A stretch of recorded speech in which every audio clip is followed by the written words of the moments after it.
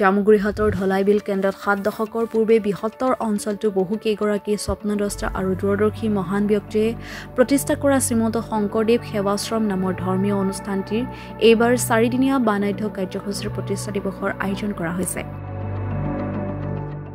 এই প্ৰতিষ্ঠা দিৱসৰ লগত সংগতি ৰাখি শ্ৰীমন্ত শংকৰদেৱ সেৱাশ্ৰমৰ বৰনামঘৰত 23 আৰু 24 নৱেম্বৰ 2 নিশা অনুষ্ঠিত হ'ব সীতাহৰণ বালিবট নাট ভাওনা আৰু কৰ্ণপৰ্ব নাট ভাওনা।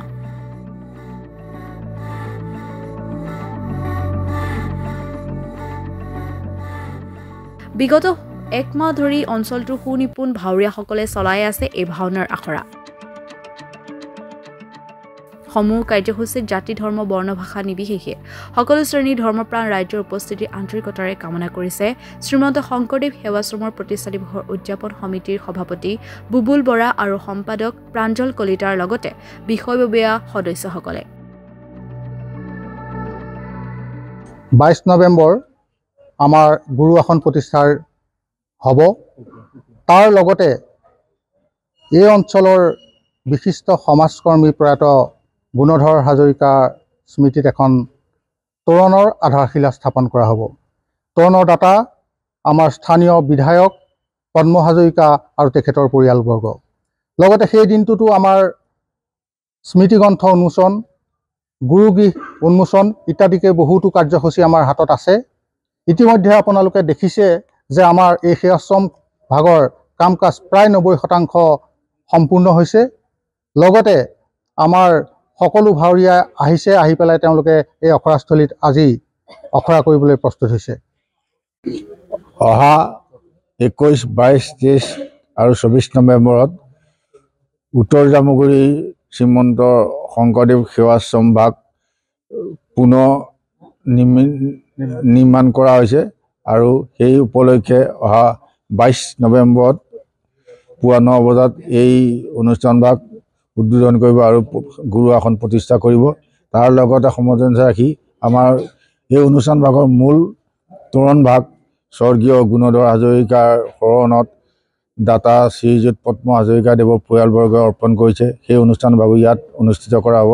লগতে আমাৰ সম্পাদক মহোদয়ে আপোনালোকক অৱগত কৰিছে যে স্মৃতিগ্ৰন্থ 22 তাৰিখে বিভিন্ন অনুষ্ঠান হ'ব। দ্বিতীয়তে আমাৰ অহা 23 নৱেম্বৰত ভাওনা আৰু 24 নৱেম্বৰত ভাওনা অনুষ্ঠিত কৰা হৈছে। 23 নৱেম্বৰত আমাৰ বালিবট সীতাহৰণ আৰু 24 নৱেম্বৰত আমাৰ কৰ্ণপৰ্ব। গতিকে অহা 23 তাৰিখ আৰু 24 নৱেম্বৰত আমাৰ আইসকলৰ দিহানামৰ ইয়াত আয়োজন কৰিছে। বৃহৎ প্ৰস্তুতি লোৱা হৈছে। গতিকে এই সকলো কাৰ্যসূচীত সমূহ ৰাইজৰ যুৱক যুৱতী আই মাতৃ সকলোৰে সম্পূৰ্ণ সহায় সহযোগিতা আমি আন্তৰিকতা কামনা কৰি ধন্যবাদ। তুলিছে আৰু এনেকুৱা এটা প্ৰতিষ্ঠা দিৱস সমাগত যিহেতু আৰু এনেকুৱা আপুনি ইয়াৰ স্থানীয় বাসিন্দা হিচাপে কি কওঁ, কেনেকুৱা মনৰ অনুভৱ? জামুগুৰিহাটৰ বৃহত্তৰ উত্তৰ জামুগুৰি অঞ্চলৰ আজি 1954 চনতে এই শ্ৰীমন্ত শংকৰদেৱ সেৱাশ্ৰমখন প্ৰতিষ্ঠা হৈছিলে। এয়া ইতিমধ্যে আপোনাৰ সবেই জ্ঞাত।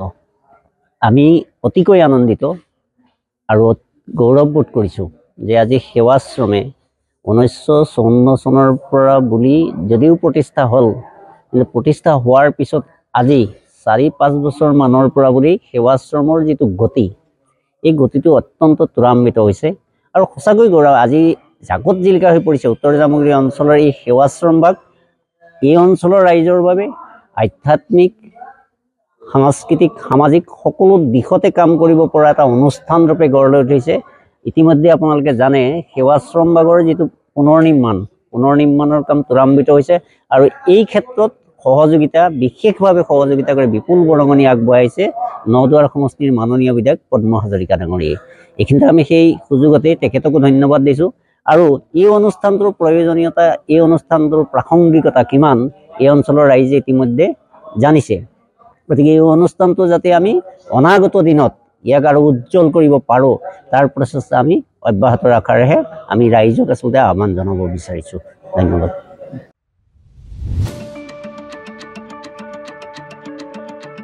জামুগুৰিঘাটৰ পৰা আনোৱাৰ আহমেদৰ ৰিপৰ্ট, মাই নিউজ NA।